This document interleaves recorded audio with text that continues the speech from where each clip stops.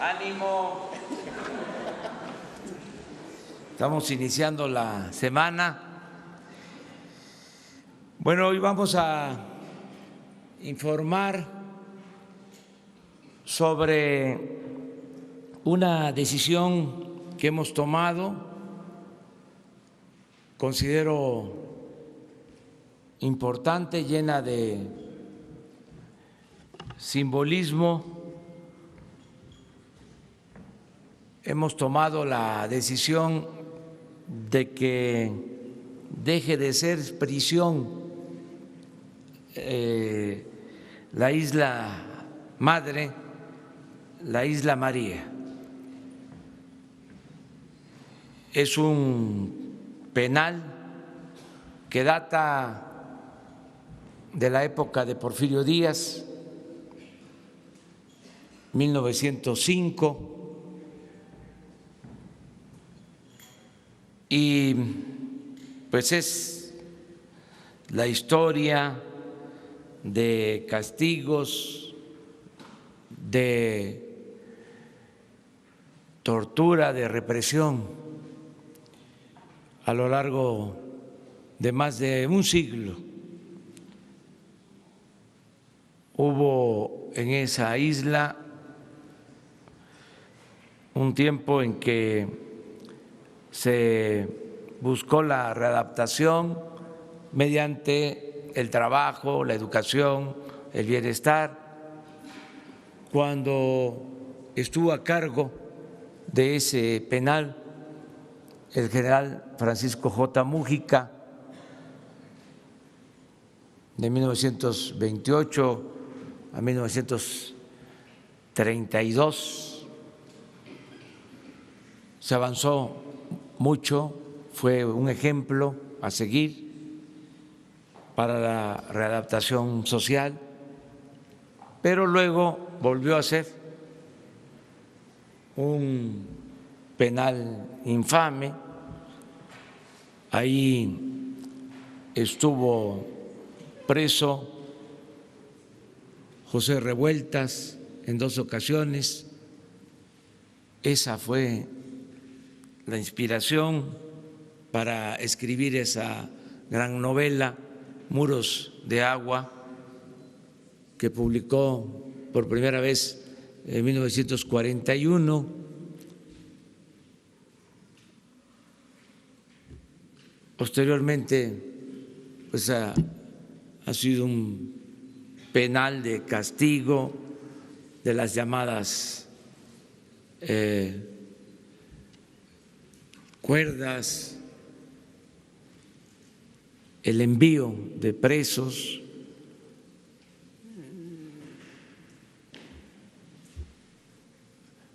violación de derechos humanos, el último motín se presentó en el 2003 porque se sobrepobló la isla con 8,000 reclusos. Ahora hay 600 presos de baja peligrosidad. Vamos a liberar a más de 200 porque ya cumplen con lo que establece la ley, y otros van a ser reubicados en penales, en cárceles cercanas a sus domicilios.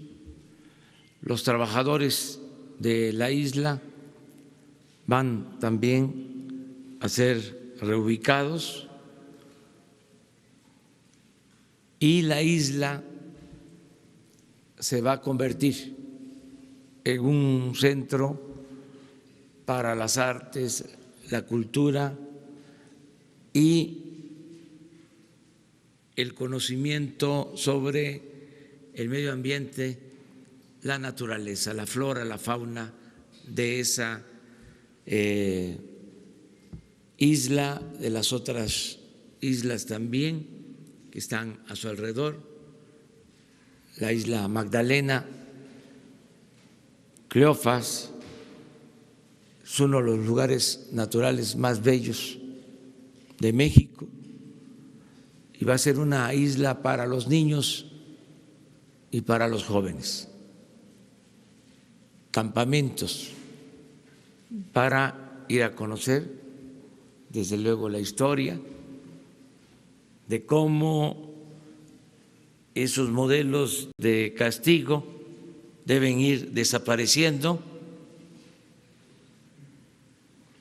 No olvidemos que uno de los dirigentes más importantes de nuestro tiempo, Nelson Mandela, estuvo 27 años en prisión y la mayor parte de ese tiempo en una isla como esta isla María, Madre. Entonces, ya no ese tipo de castigo. Los seres humanos, aunque algunos piensen distinto, no son malos por naturaleza, son las circunstancias las que llevan a algunos a tomar el camino de las conductas antisociales. Si tenemos una sociedad mejor, no habrá necesidad de cárceles. Tenemos que tener más escuelas, menos cárceles. Por eso, ayer viajamos a las Islas Marías, me acompañaron el secretario de Seguridad Pública, el secretario de la Defensa, el secretario de Marina, la secretaria de Medio Ambiente, me acompañó el secretario de Turismo, el responsable del sistema penitenciario, el subsecretario de Gobernación, encargado de Derechos Humanos, y los gobernadores de Nayarit y Sinaloa.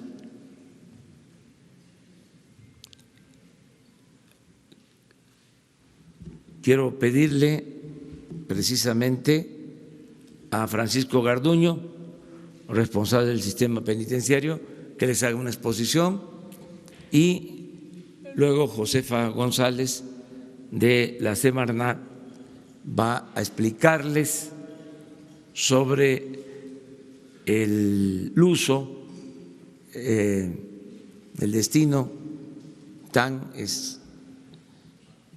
importante, trascendente que van a tener las Islas Marías en el futuro. Y al final voy a firmar el decreto para que dejen de ser prisión las Islas Marías. Entonces, le dejamos la palabra a Francisco.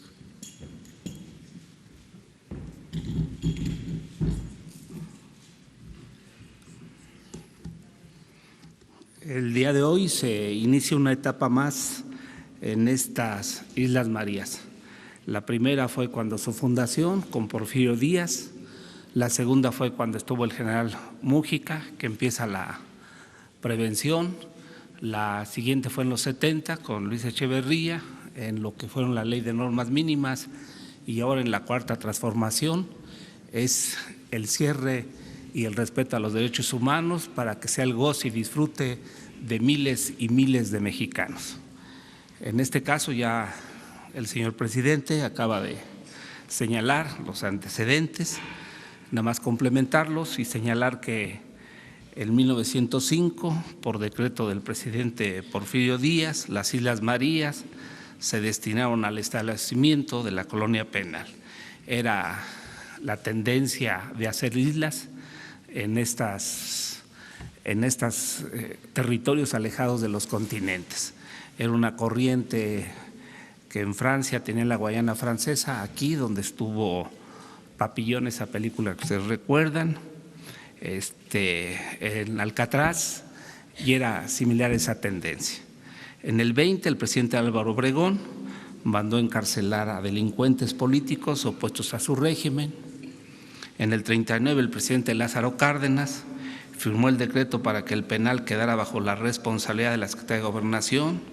Durante la década de los 40 y 50, llegaron a las Islas Marías las primeras familias de los presos a vivir con los sentenciados. En el 50, en la década en la que se confinaban los reos más peligrosos, surgiendo el mito de la prisión más cruel e inhumana. En el 70, con el presidente Luis Echeverría, que visitó el penal y ordenó convertirlo en un modelo de readaptación social. En 2010 se destinó el archipiélago formalmente como un complejo penitenciario. En 2011 se incorporaron los 4 ceferezos, hay 4 adentro de la isla madre, solamente una isla es la que está ocupada por los ceferezos, las demás siguen sin habitar, siguen vírgenes, y es el ceferezo de Bugambilias, el Aserradero, la Laguna del Toro y Morelos. Está ocupada actualmente por PPLs, o sea, personas privadas de su libertad, con seguridad media y alta, circunstancia también que favorece la habitabilidad de las islas, toda vez que también en el 2014 se dio un motín, había un sobrecupo casi de 8,000 y se tuvo que deshabitar y bajar la población de los internos. Los personajes más relevantes que han estado en los ceferezos de Islas Marías, el más paradigmático es José Revueltas, de 1922 a 1935, un escritor que más que nada fue aprendido por sus manifestaciones ideológicas. Después también la madre Conchita, por ustedes conocido, que fue la autora intelectual de el asesinato de Álvaro Obregón. Pancho Valentino es un criminal que asesinó a un cura y saqueó una iglesia aquí por hoy la colonia Escandón. José Ortiz Muñoz, alias El Sapo, es uno en aquel entonces de los más sanguinarios, que mató a un migrante cubano de puñaladas. Ricardo Martínez Perea, 2012, fue un general de brigada y es comandante del ejército mexicano. Jorge Hernández Castillo, alias el Caguamas, que ha sido uno de los presos que ha estado mayor tiempo en las Islas Marías, salió únicamente para morir. Los misioneros han hecho su labor, ha estado el padre Trampitas, también conocido por ustedes, quien se encargó de la evangelización, la construcción de un templo católico y los jesuitas son los que mantienen el culto, además de que hay algunas otras instalaciones ecuménicas donde se permite el culto a las religiones. Hay 656 actualmente, mismos que van a ser trasladados a los domicilios más cercanos a su domicilio. Aquí se cierra una etapa, se inicia otra. Decirles que durante los 113 años que ha estado Islas Marías han estado 45 PPLs. Y yo considero que nada más en un año pueden asistir a las Islas Marías como campamentos de educación ecológica, más de 50,000, que el costo-beneficio para el disfrute de esta área natural protegida tendrá que ser pues considerado y evaluado en este tránsito de acabar con un sistema penitenciario e iniciar una etapa diferente en esta casualmente cuarta transformación y cuarta etapa en Islas Marías. Eso sería todo.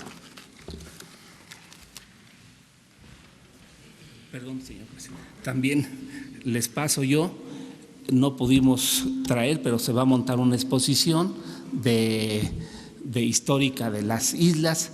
Hay en aquellos territorios lo que conocen ustedes como el apando, hecho de hierro, se va a colocar, se va a traer para que ustedes perciban el grado de represión que existía.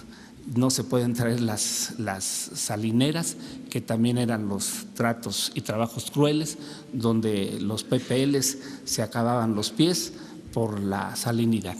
Solamente se trajo un grillete, se los vamos a dar, pesa aproximadamente unos 16 kilos. Pues era imposible que corrieran o que escaparan de estos lugares en un sistema carcelario de modelo francés que caducó y que hoy estamos en otra vertiente de respeto a los derechos humanos. Muchas gracias. Bueno, en la mesa.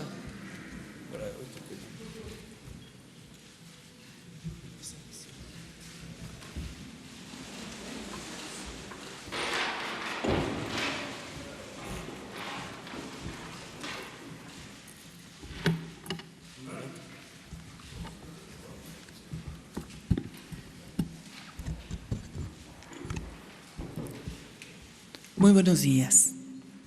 Yo hablo del amor en el sentido más alto de la palabra, la redignificación del hombre y la desenajenación del propio ser humano. José Revueltas. El cierre del Plenal de las Islas Marías representa el fin de una era que castiga y persigue a los desposeídos, intentando callar las voces disidentes sin considerar las causas de la desigualdad y abandono, sin escuchar estas voces que expresan nuevas y diferentes cosmovisiones, al igual que nuevas propuestas e ideas del ser colectivo. Comienza así la creación de un nuevo centro de educación y transformación para niños y jóvenes llamado Muros de Agua, José Revueltas, ubicado en un área nacional de inmensa belleza y riqueza natural. Son las islas que tienen un gran valor por sus especies endémicas de flora y fauna con peculiaridades específicas de estos ecosistemas.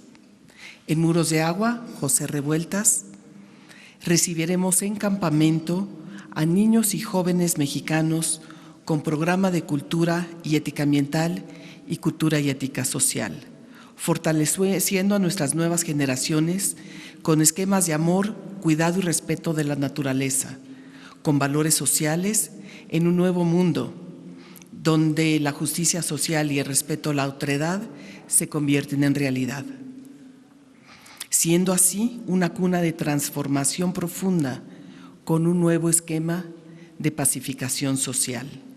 Será en este espacio habitado por infinidad de niños y jóvenes, aquellos jóvenes que sus ojos jamás han visto el mar, no conocen su olor, no han tenido el privilegio de tocarlo, sumergirse en él y probar su salinidad. En este entorno ofreceremos talleres transformativos que dejarán semillas en las almas de nuestros hijos y nietos, que germinarán con el tiempo cuando se conviertan en hombres y mujeres, patriotas mexicanos, que aman a México y lo protegen. Crecerán como ceibas fuertes y sanas, con nuevos paradigmas de compromiso, amor y respeto. Tendremos a los jóvenes universitarios haciendo sus prácticas profesionales, creciendo y consolidándose y fortaleciéndose como nunca lo habían hecho. Será un espacio de reconciliación histórica de las personas privadas de la libertad que la han habitado y un sitio de esperanza para las generaciones por venir. Este proyecto lo estamos materializando y será un ejemplo mundial de reconciliación y esperanza para nuestros niños, niñas y jóvenes. Será un hermoso legado que marque un compromiso con los por nacer, que representa el nacimiento de un nuevo México con esperanza, justicia social e inclusión. Dentro del ámbito de cultura y ética ambiental, ofreceremos a nuestra infancia y juventud oportunidades y actividades de senderismo, avistamiento y monitoreo de fauna silvestre, Tendremos también estudios socioambientales para poder entender un esquema biocultural de convivencia sana y armónica del ser humano y el medio ambiente, con un entendimiento de desarrollo sostenible y prosperidad social. Dentro del esquema de cultura y ética del ser, incluiremos actividades como estudios literarios de Muros de Agua, entre otra literatura mexicana, para comprender la importancia de nuestros escritorios, entender la importancia de la libertad, generar compasión y empatía desde la infancia. También tendremos actividades de teatro, escritura creativa, arte transformativo, que ayudarán a hacer introspección y vivir el arte como un agente transformador a nivel personal y social. Siendo el deporte un factor fundamental en el desarrollo humano, tendremos también actividades deportivas y esparcimiento al aire libre. En este proyecto contamos con el trabajo de instancias federales como la Secretaría de Cultura, Secretaría de Marina, CONACYT, Secretaría de Gobernación, Educación Pública y Deporte, universidades y tecnológicos a todo lo largo del territorio, al igual que con los estados de la República. Grande es el reto, pero más grandes son las posibilidades de crecimiento armónico de las nuevas generaciones que vienen y que están por venir. Muchas gracias.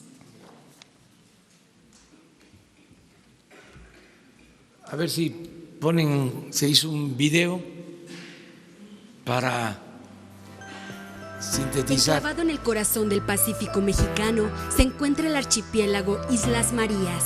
Desde 1905, la Isla María Madre ha sido un centro penitenciario, pero la riqueza ambiental de este territorio insular invita a revalorarlo como un espacio para la conservación de la naturaleza en beneficio de todos los mexicanos. Las Islas Marías, declaradas Área Natural Protegida con la categoría de Reserva de la Biosfera en el año 2000 y Patrimonio Mundial de la Humanidad por la UNESCO en 2005, son una región terrestre, costera y marina que goza de un extraordinario valor faunístico y florístico gracias a su aislamiento y a su antigüedad. Con el espíritu de la Cuarta Transformación, el Gobierno de México trabaja en rediseñar la utilidad de estas islas para convertirlas en un espacio de conservación, educación ambiental y formación de niños y jóvenes, regeneración y esperanza. La infraestructura existente se adaptará para convertirse en el Centro de Educación Ambiental y Capacitación de Niños y Jóvenes, Muros de Agua José Revueltas.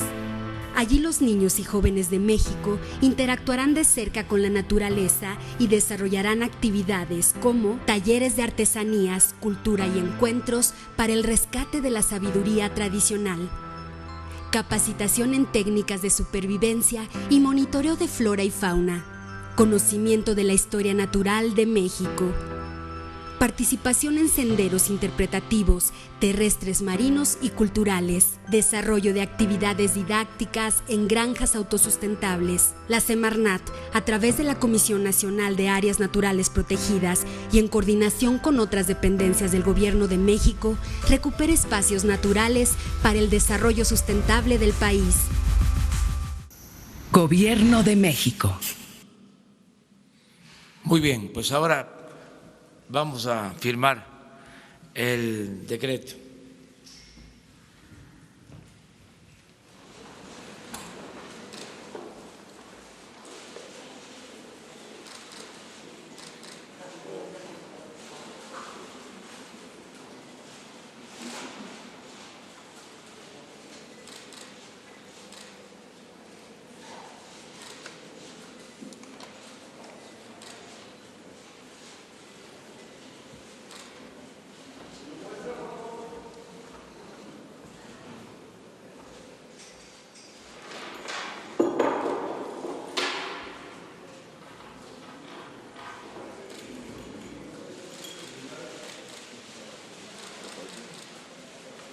Esto se acaba a la derecha, esto está a la izquierda.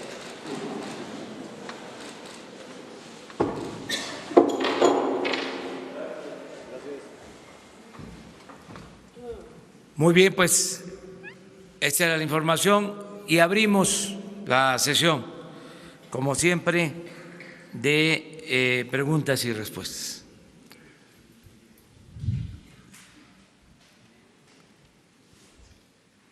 Buenos días, presidente.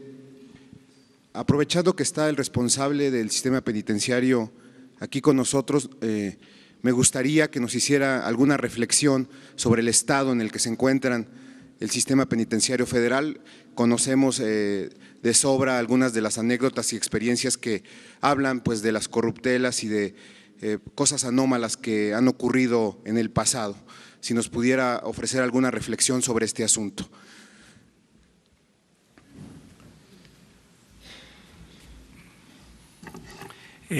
Actualmente los eferesos, o sea, las prisiones federales, están acreditadas por una organización que se llama ACA, que es una organización internacionalmente conocida, con parámetros internacionales, y esa es la calificación que tenemos actualmente. La Comisión Nacional de los Derechos Humanos también en su diagnóstico 2017 hizo algunas observaciones sobre autogobiernos, se le dio solución y también hay una calificación, por ejemplo, en Islas Marías de no violación a los derechos humanos. Para evitar este tipo de actos, lo que se convino con la Comisión de los Derechos Humanos fue que haya un ombudsman en cada uno de los eferesos para que preventivamente se esté resolviendo estas quejas. El problema de la percepción es que no hay la diferencia del colectivo nacional relativa a lo que son los eferesos, los federales, de los estatales. Lo que sí creo que se debe de hacer es que invertir en una nueva infraestructura de los eferesos en los estados a fin de evitar este tipo de cosas. Ejemplo Topo Chico, pero esperamos nosotros apoyar con el traslado de PPLs de riesgo federales a fin de priorizar la capacidad y también apoyar a los estados en la administración de los sistemas carcelarios. En cuanto a la extorsión, corrupción, está abierto las quejas con los ombudsman o bien con la función pública o bien con la fiscalía. Nosotros no tenemos problema alguno en relación que se investigue cualquier anomalía, cualquier queja en relación al comportamiento y a la gobernabilidad con dignidad que se den en los eferesos.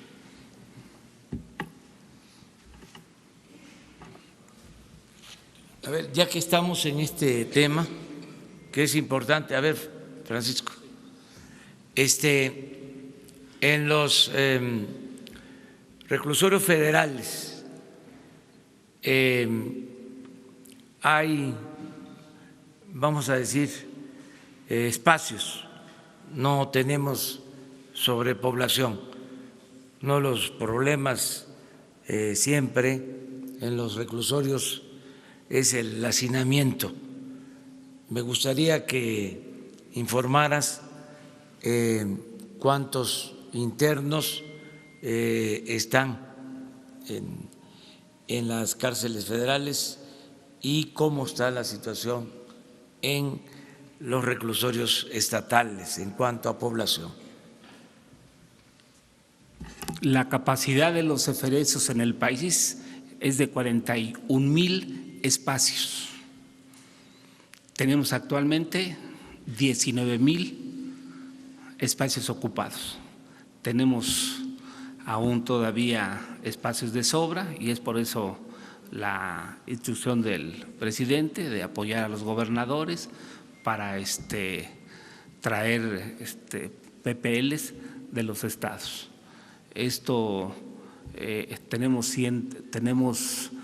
211,000 PPLs en todo el país, o sea, el resto es de los estatales y entonces hay una sobresaturación en los penales llamados centros estatales, que actualmente no todos, porque también hay que ver cuál es la estadística de penitenciaria en cada uno de los estados.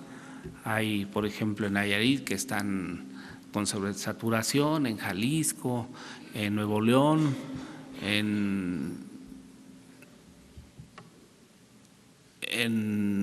Ciudad Juárez,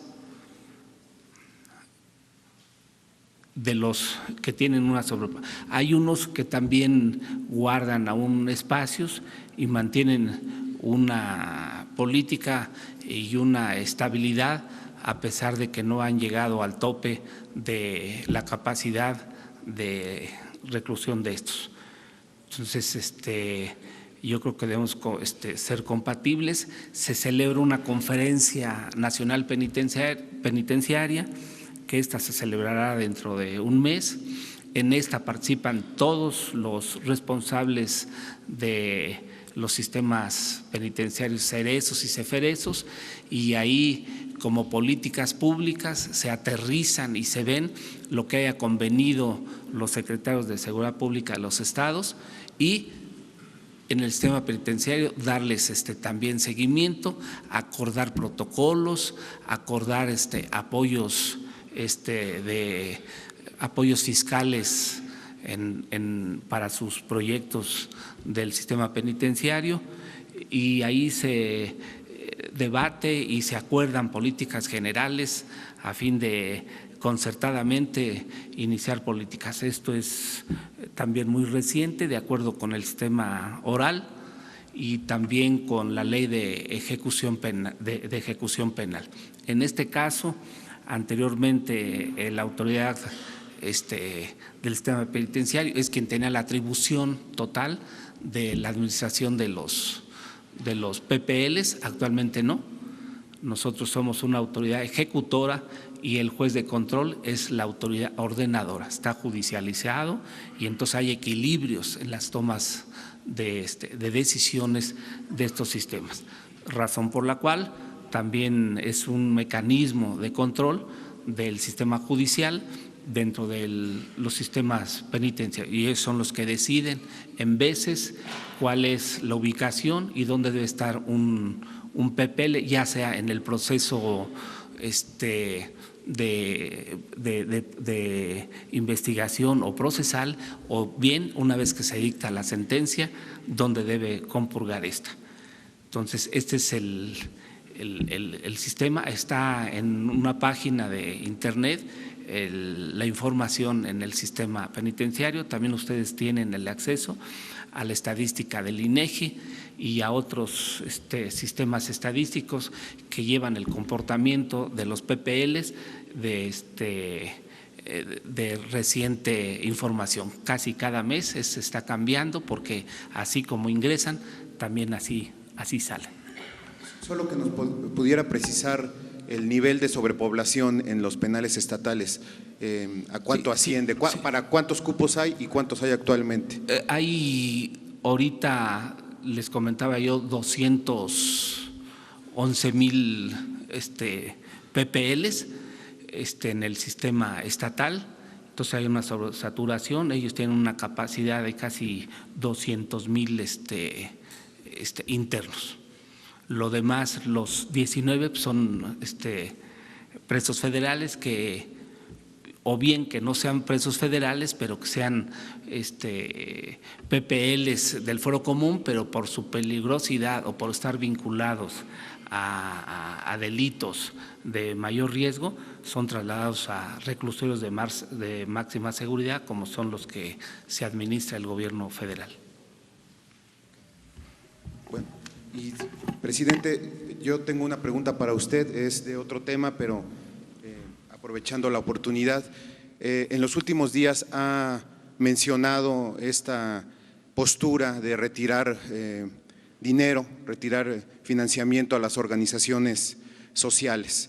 Estuvimos revisando la ley de egresos de la Federación, el presupuesto. Hay dinero, mucho dinero destinado a la Secretaría del Bienestar y específicamente a una institución que se llama Indesol. Este instituto tiene un programa que se llama Coinversión Social.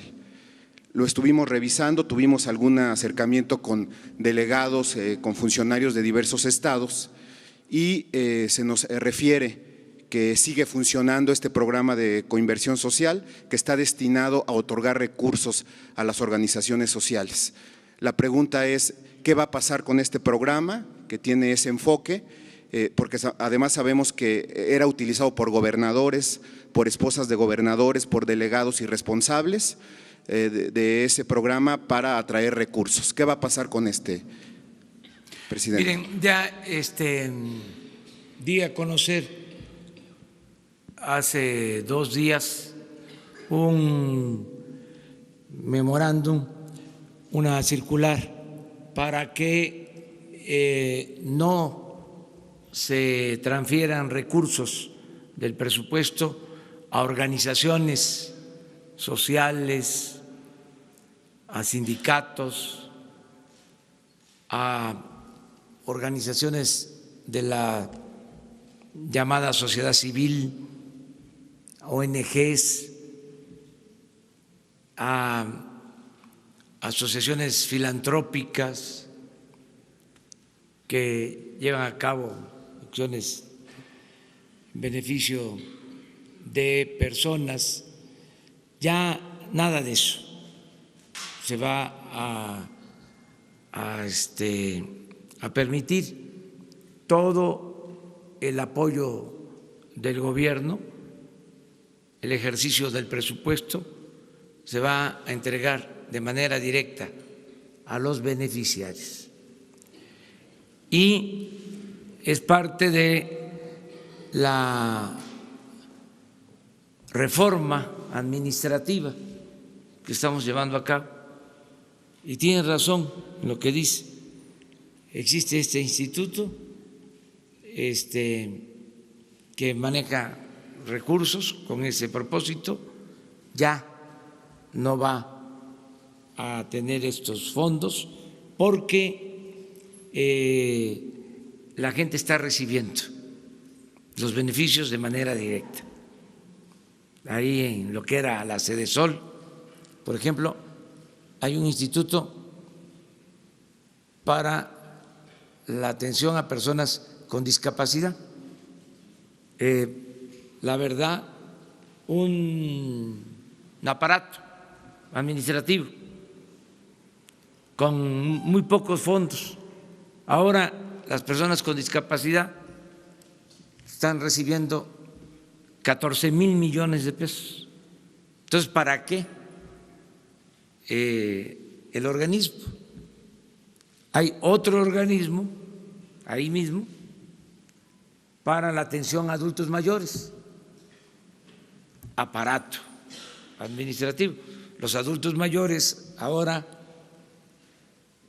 van a recibir este año 120,000 millones de pesos. Sin embargo, en todas las dependencias, todas las secretarías, existen estas oficinas.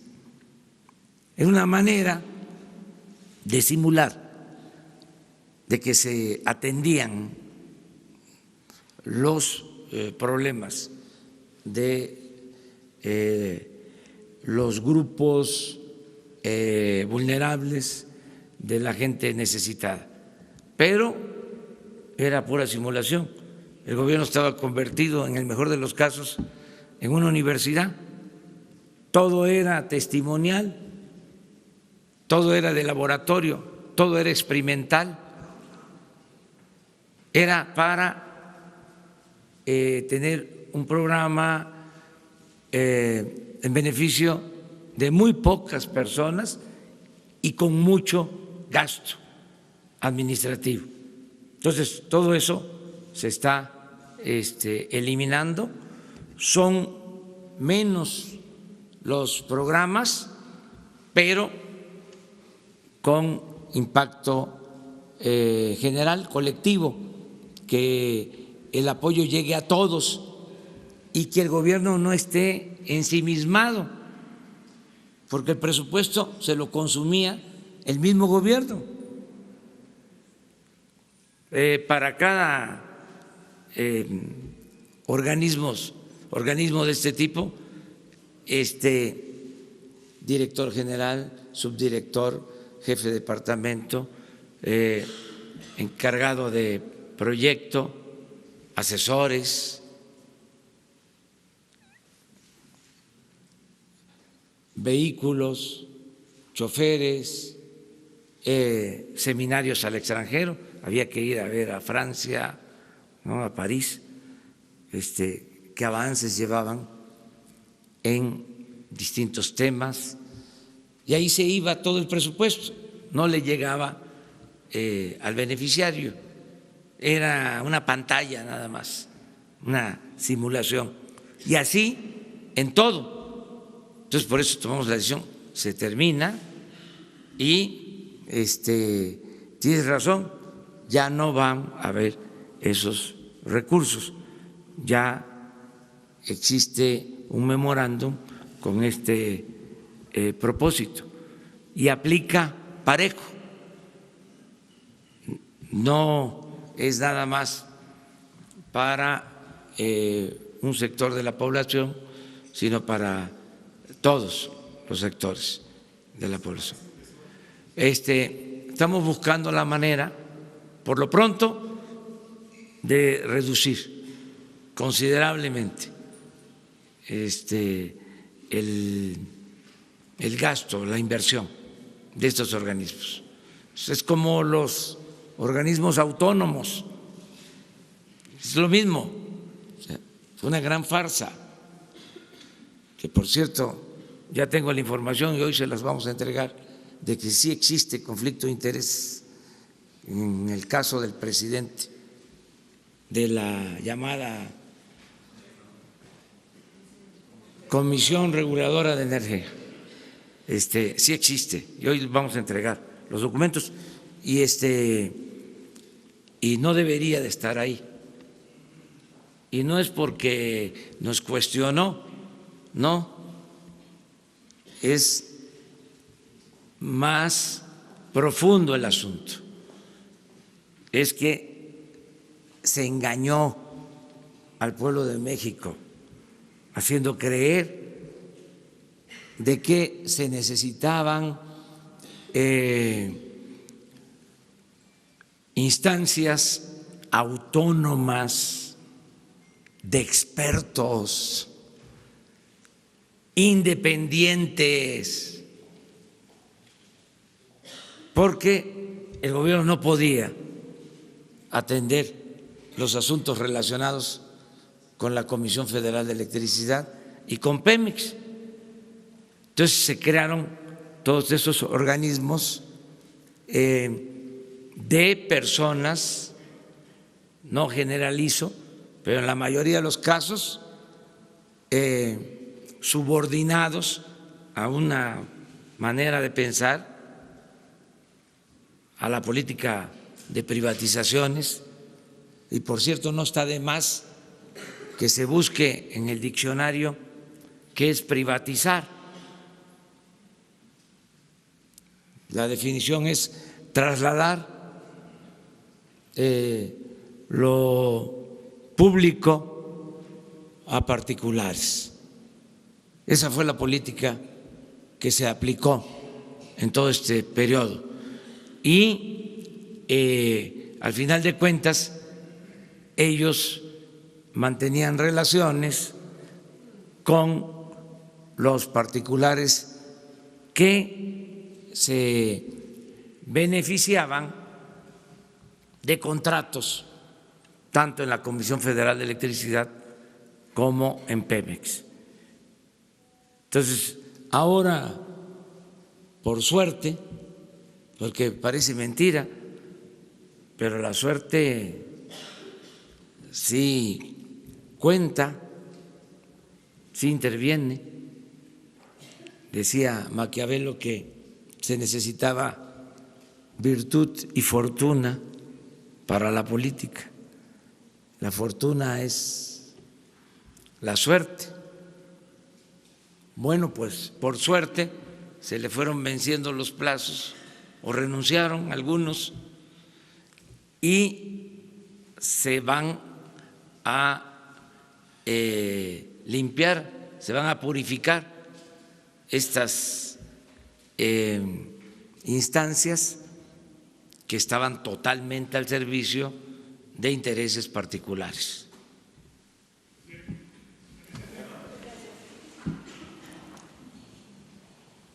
Gracias, señor presidente. Nancy Rodríguez, del sitio Oro Sólido en Redes.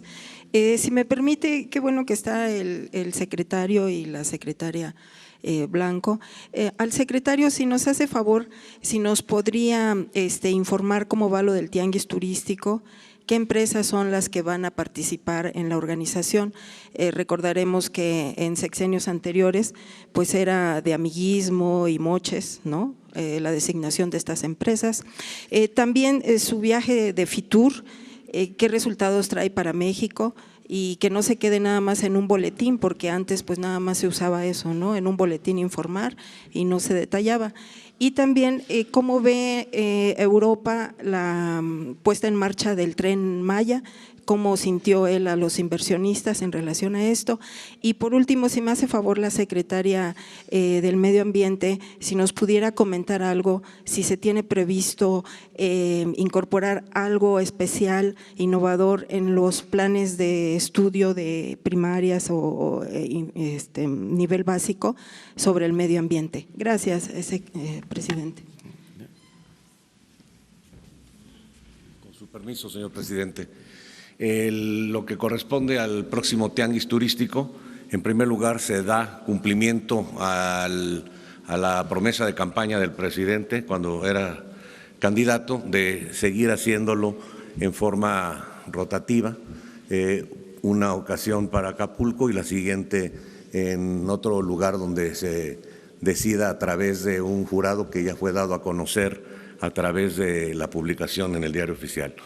Este próximo tianguis será del 7 al 14 de abril en el puerto de Acapulco. Ya está el 100% de la participación de los 32 estados, de todos los estados del país, pero también también se cuenta con más de 400 suites vendidas. Hay más de 28 países que han participado. Este es dato del viernes, sigue en aumento. Hay más de 50 corporativos y 180 suites de corporativos. Es decir, de acuerdo al dato comparativo con el mes del mismo año anterior, con el tianguis que se celebró allá en Mazatlán, se cuenta con buena perspectiva y habrá unas gratas sorpresas para los participantes. Lo que representó la participación en Fitur, la feria más importante, a donde están 170 países, allá en Madrid, España, y en donde se cuenta con el stand de México, se participó y se tuvo reuniones con los 15 propietarios de las cadenas hoteleras españolas, en las que nos plantearon algunos puntos de vista que estamos resolviendo, pero también nos reunimos con los inversionistas más importantes de España y de turoperadores, en donde sigue marchando el turismo español, aunque el turismo español está en la 6ª posición, ya que otros países de Europa lo rebasaron, como Reino Unido, que ya ocupa el primer lugar de país emisivo hacia nuestro país con 550,000 turistas. Firmamos un convenio con la ministra de Turismo, de Comunicaciones, Transportes y Turismo de España, en donde vamos a intercambiar programas de estudio, planes estratégicos sobre el desarrollo de la política turística y una serie de temas que son de interés para nosotros para seguir avanzando en materia de turismo. ¿Cuál era la otra pregunta? El ambiente que se siente con los inversionistas en relación al Tren Maya y también qué empresas van a participar en la organización del tianguis turístico. Se hizo una participación importante para una presentación del Tren Maya, el avance, pero no solamente del Tren Maya, hubo un espacio para ver en tercera dimensión al Chepe, el tequila, también el Express de Tequila, y sobre todo también Hubo muchas preguntas de los tour operadores de cuándo se podría iniciar, ¿verdad?, los viajes de familiarización. Estamos trabajando en los atractivos ancla para que haya más atractivo. Les recuerdo a ustedes que estamos en el lugar número 15 en captación de divisas y en el 40 en gasto per cápita.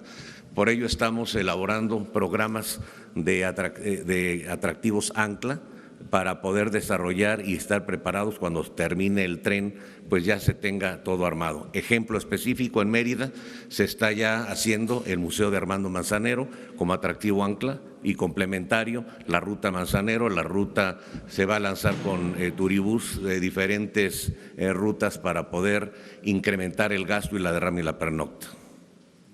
Muchas gracias. Bueno, miren, 3 preguntas porque la secretaria, tenemos una… Secretaria.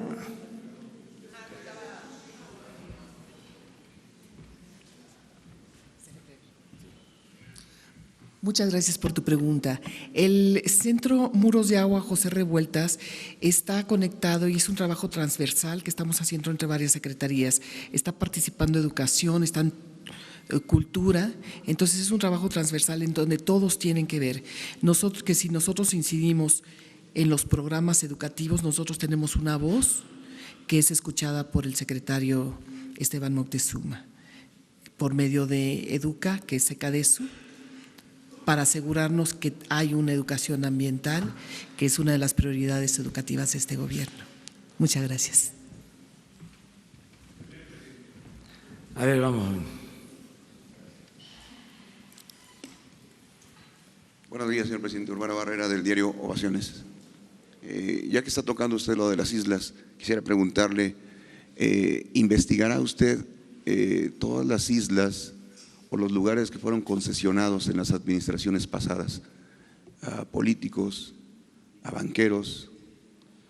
Debe tener usted ya información sobre eso, ¿no? Y nos gustaría que nos la compartiera más adelante, ¿no? Se dan casos en el Caribe, en el Pacífico, por todos lados, usted lo sabe bien. La segunda. Está, la segunda. Muy buena la pregunta. Pero gracias. Vamos a batear ahora. Sí, bueno, la segunda. Tiene tiempo que no bateo. ¿No? Bien. Adelante. No, con todo respeto. Okay. Sí. Vamos a tratar de contestar. Bien. La segunda, si el señor secretario de Comunicaciones ya tiene información sobre lo de Manzanillo, del capitán Héctor Mora. Se ha publicado ya en Manzanillo y se siguen polarizando las cosas. Se han publicado casi 6 denuncias contra él, una en PGR, la 64-205, en la función pública la 1258-04, en Manzanillo la 899-97, en Tecomán la 504-201 y en Manzanillo la 443-2003. Nada más para que después nos dijera. Acerca de tu primer pregunta, no tenemos nosotros denuncias sobre estos temas.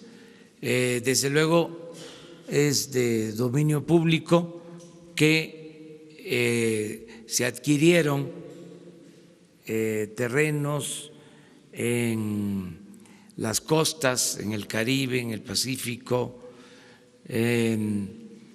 que personalidades tienen estas propiedades, pero no tenemos ningún dato de denuncias presentadas sobre este caso.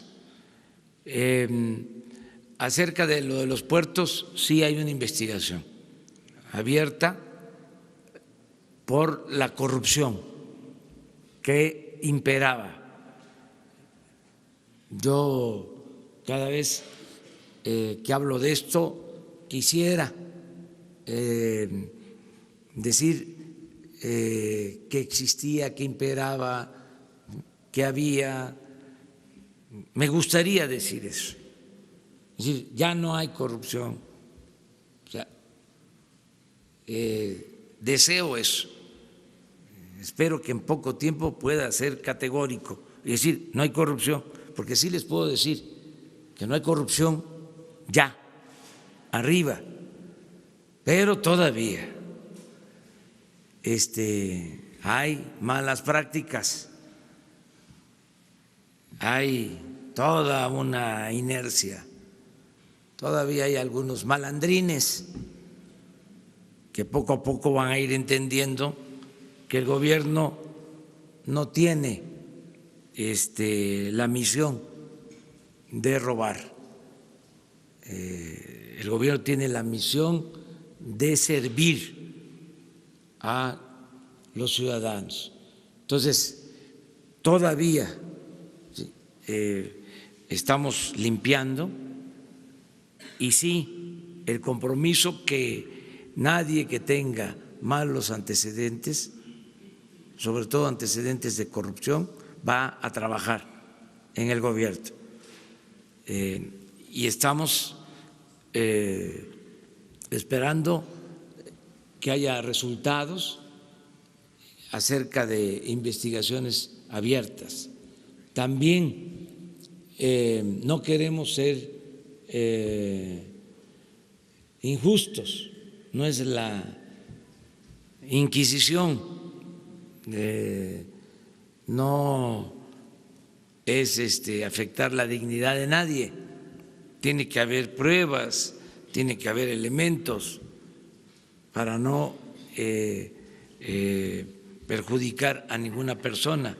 Sí, no tolerar la corrupción, pero con elementos, con pruebas, siempre, en todos los casos. Y la tercera, ya están quejando en el Instituto Nacional para la Evaluación de la Educación. Dicen que le recortó 300 millones, bueno, el Senado le recortó 300 millones de pesos y por lo tanto, pues ya despidieron a 218 trabajadores, 96 empleados operativos, directores y subdirectores en 32 entidades, a 64 directores, a los jefes. Desaparecieron la coordinación de direcciones, la Dirección General de Investigaciones e Innovación, pero conservaron la Junta de Gobierno. O sea, los de arriba se quedaron. Sí, con los mismos sueldos, ese es el problema. todo. Como son autónomos. Exacto. ¿Qué se va a hacer ahí, señor presidente? Pues hay que seguir adelante, en la medida de lo posible, quitando todos estos organismos que son onerosos, no pasan la evaluación. Fíjese la paradoja, los encargados de evaluar no pasan el examen, no pasarían una evaluación sobre eficiencia, sobre beneficios para la sociedad, para la educación. Son aparatos costosísimos e ineficientes, y así está todavía una buena parte del gobierno, sobre todo con estos organismos autónomos. Entonces, si hubieron estos ajustes en el presupuesto, pues es una injusticia que despidan a los trabajadores y ellos sigan ganando sueldos elevadísimos y dándose la gran vida. Pero ese es un asunto, pues, de irresponsabilidad y de falta de conciencia. Gracias.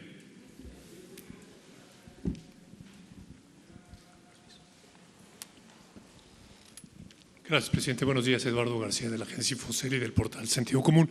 El viernes nos solicitó investigar cuánta inversión extranjera había en el sector petrolero, energético versus telecomunicaciones. Lo hicimos revisando un archivo del gobierno de 9,000 renglones. Las cifras que encontramos fueron 9,300 millones de 2015 a 2018 en el sector energético, el doble de telecomunicaciones, 4,300 aproximadamente. No estoy seguro que nuestra metodología sea totalmente cierta. Le pasé el archivo a Jesús para que la revisaran y nos pudiera comentar. Hago una advertencia. Si quitamos la inversión en gas, la inversión en energía cae a 3,000 millones, inferior a telecomunicaciones. pero en telecomunicaciones también hay una inversión de 1.700 por la compra que hizo AT&T de Grupo Iusacell, por lo que quedarían muy similar. En fin, todo esto es para preguntarle un detalle. Usted habla y habla bien de que los considerandos de la reforma energética sobrevendieron este proceso. Tiene toda la razón. Estamos lejos de los 3 millones de barriles diarios. Sin embargo, sí se está produciendo petróleo por privados. Según la Comisión Nacional de Hidrocarburos, son 70,000 barriles diarios por día, que no es despreciable. 170,000 millones de pies cúbicos de gas. Es decir, no hubo la gallina de los huevos de oro, como se vendió la reforma energética. Pero si bien no hay una gallina, hay una gallinácea sin plumas, que ni huevos produce ni canicas, pero sí produce un balín de oro. Con su autoridad moral, ¿no cree que se podría aprovechar esta estructura para que este pequeño esbozo de beneficios para México pudiera crecer y dar esos huevos de oro que se dice, junto con la otra gallina que es Pemex, a la cual usted ya le está extirpando el cáncer que por años la ha drenado? Es decir, creo que el corral de México caben 2 gallinas de huevos de oro, si me lo permite. Me gustaría conocer su punto de vista. Gracias. Bueno, en esencia, y hablando de gallinas, yo creo que los neoliberales, tecnócratas, con el distintivo de la corrupción, se esmeraron en retorcerle el pescuezo a la gallina de los huevos de oro. Así lo puedo decir. Apostaron a acabar con Pemex y con la Comisión Federal de Electricidad. Qué bien que está haciendo la revisión de los datos. Esto ayuda mucho a esclarecer lo que sucedió. Yo tengo una información distinta, pero es válido el que se cotejen, ¿no?, las informaciones. Lo importante es también, como lo dice, ¿qué hacemos para sacar adelante a la industria petrolera y a la industria eléctrica? Y ya tenemos el plan para eso.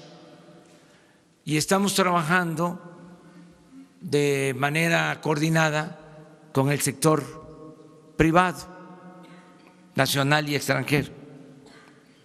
Los contratos que se están firmando para explorar y perforar pozos se están haciendo con la participación de consorcios particulares, con reglas nuevas, en circunstancias distintas, pero se necesita la participación del sector privado para el rescate de la industria petrolera y de la industria eléctrica. Lo que estamos haciendo es terminando con abusos, excesos, quitando todas las aristas que llevaban a la corrupción o a hacer negocios jugosos solo para particulares y malos negocios para la nación.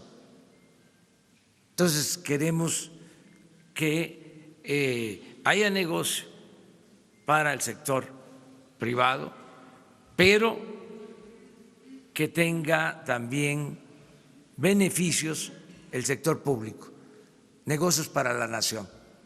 Ese es el planteamiento que estamos haciendo, pero la verdad, aceptando de que están extrayendo a partir de los contratos, como dicen los abogados, aceptando sin conceder 70,000 barriles. Estamos hablando del 4% de la producción. Sí, pero para toda la bulla que hicieron con la reforma energética, es que no se midieron. Tuvo una campaña nacional, internacional, de que con la reforma energética iba a llegar la inversión extranjera a raudales, que iba a incrementarse la producción de petróleo. Bueno, llegaron a decir que iba a bajar el precio de los combustibles y fue todo lo contrario. Entonces, sí puedo sostener que fue un fracaso.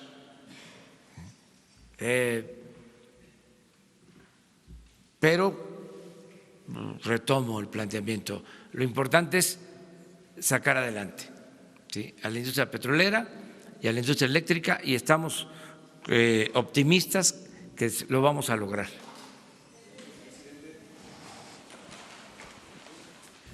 Buenos días, señor presidente, secretario, comisionado. Ya tiene un poco más de una semana, disculpe que me salga del tema, que el Vaticano reconoció más de 100 casos, más de 100 padres involucrados en casos de pederastía aquí en México.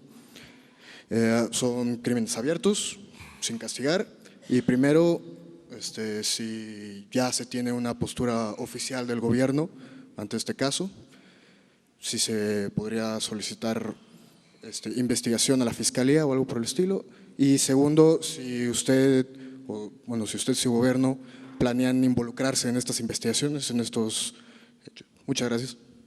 Bueno, corresponde en este caso a la Fiscalía General informar sobre denuncias que existan. Lo vamos a hacer nosotros para informarles sobre esto en particular. No queremos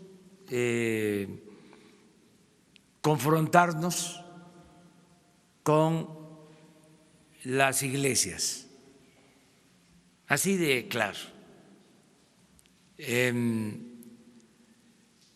Necesitamos la unidad nacional, estamos por la reconciliación. Desde luego, si hay un proceso legal, pues no podemos taparlo, no podemos ser cómplices, eso no lo haríamos, pero no vamos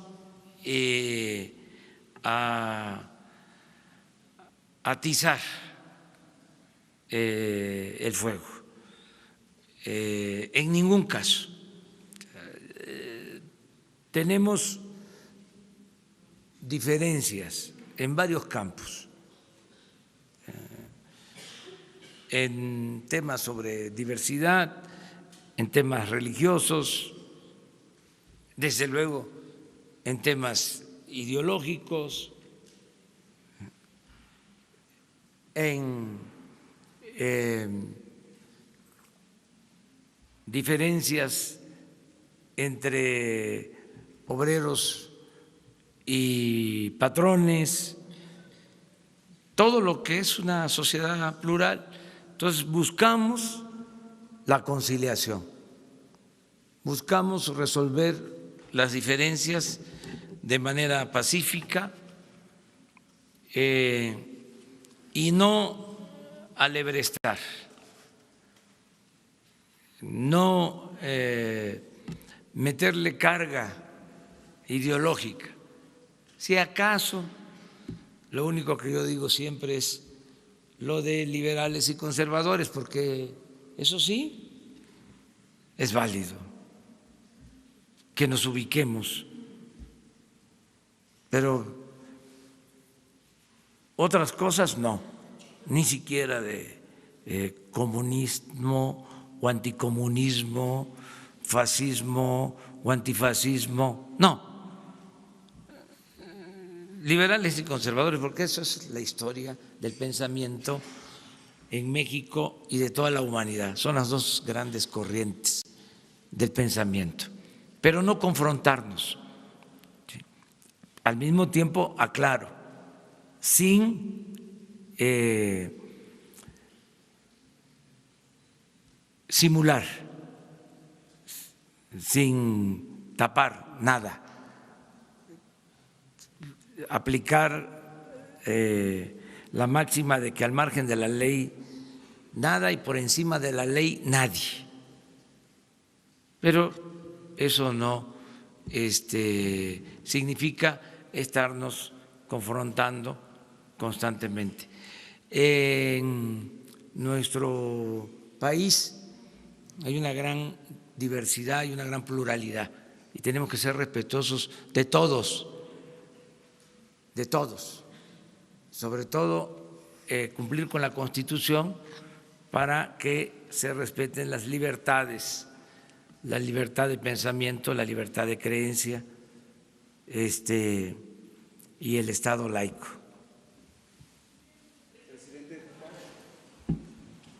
Presidente, muchas gracias. Primero, saber si estas actividades que se van a realizar en las Islas Marías se van a restringir únicamente a educativas y científicas. Esto porque en el programa de manejo está prohibida la actividad turística, si solamente se va a limitar a esto.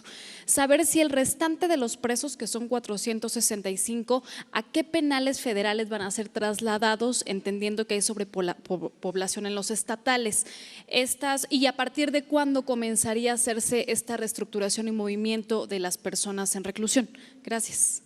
Sí, ya a partir de ahora yo tuve con ellos una reunión con algunos reclusos y también con el personal, con custodios en la isla. Ayer hablamos de esto. Como se informó, hay alrededor de 600 privados de su libertad. De esos 600 hay como 200 que ya pueden ser liberados. No descartamos la posibilidad de reducción de penas. En general, no se trata de presos, vamos a decir, peligrosos. Hay ya también un trabajo que han venido haciendo para la reducción de penas, hay actividad cultural, artística, productiva. Tienen, por ejemplo, granjas para la producción de camarón, talleres de pintura, hay muralismo. Ayer escuchamos un pianista extraordinario, también que un proceso de reinserción. Entonces, es tomar en cuenta todo eso. Es la instrucción que tienen los responsables, desde luego en el marco de la ley, pero sí podemos nosotros reducir penas y reubicarlos en sus estados.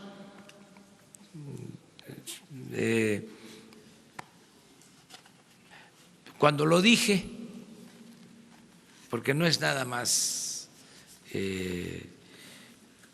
pensar en los detenidos, en los presos, también los custodios que están ahí, muchos llevan varios años,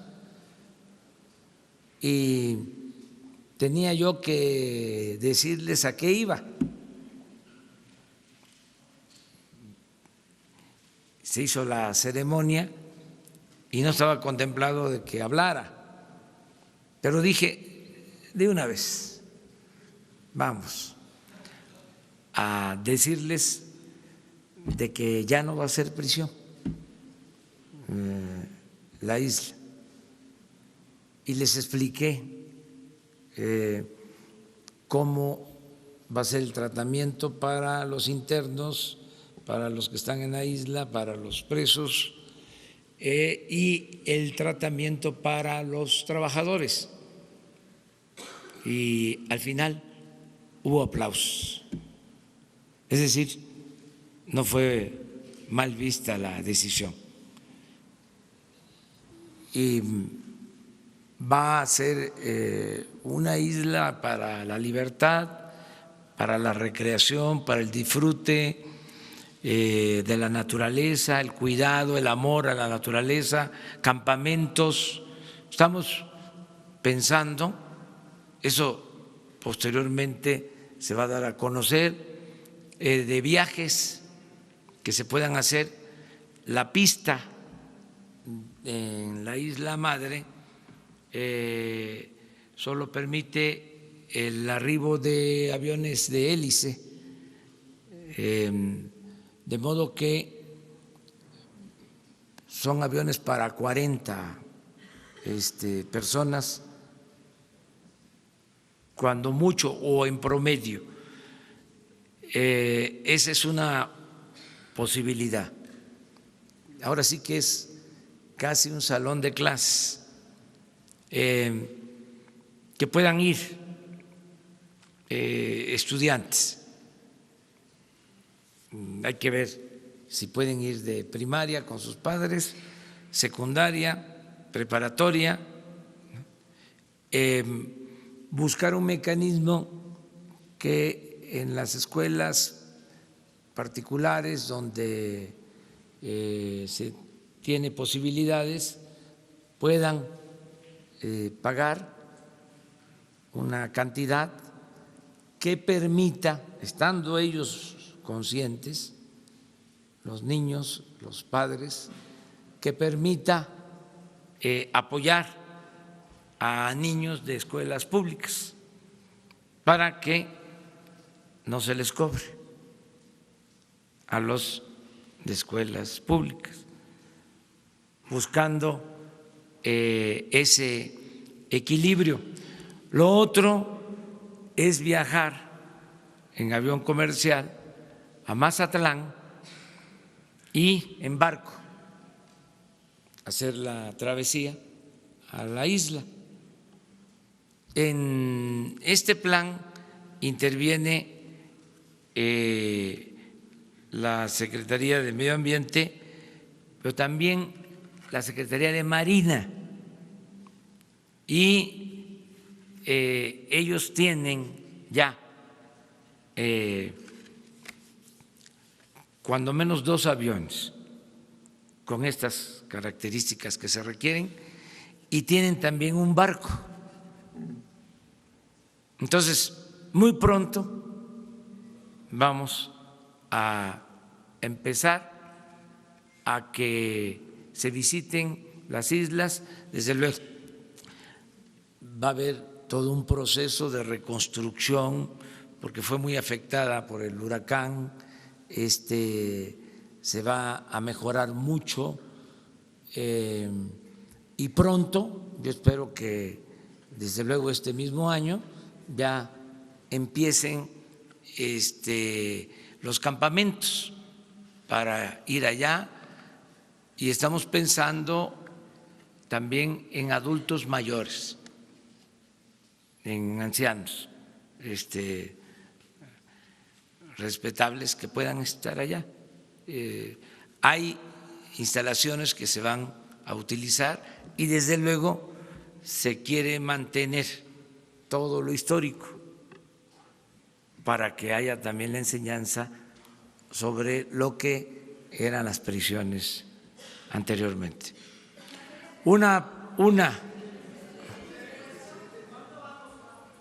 Miren, no se quiso hablar de eso porque no es un asunto muy trascendente. Les puedo decir que van a haber ahorros. Se calcula que podemos tener un ahorro de 700 millones de pesos por los costos que significa mantener este penal. Pero eso lo tenemos en el análisis, pero no quisimos darlo a conocer porque no es lo más importante.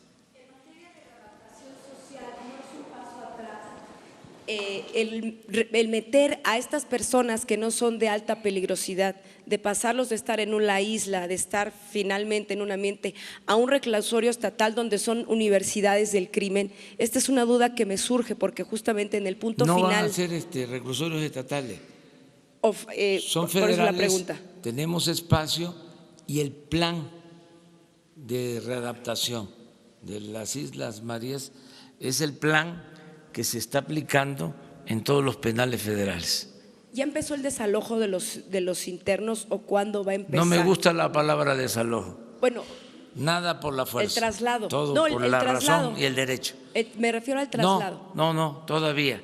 Ayer empieza? Apenas lo dimos a conocer, ahorita estamos firmando el decreto y es un proceso de absoluto respeto a los derechos humanos. Les diría que es un homenaje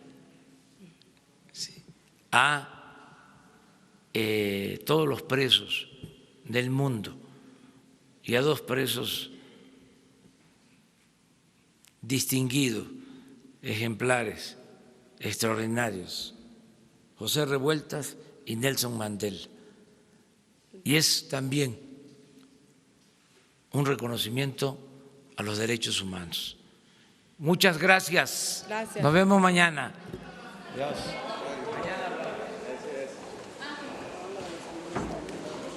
Solo para informarles que en estos momentos va a haber una conferencia de prensa sobre el tema de las estancias infantiles. Está la secretaria de Bienestar y la subsecretaria. Ahorita mismo, porque como hay varias actividades, va a ser aquí, así que no se muevan.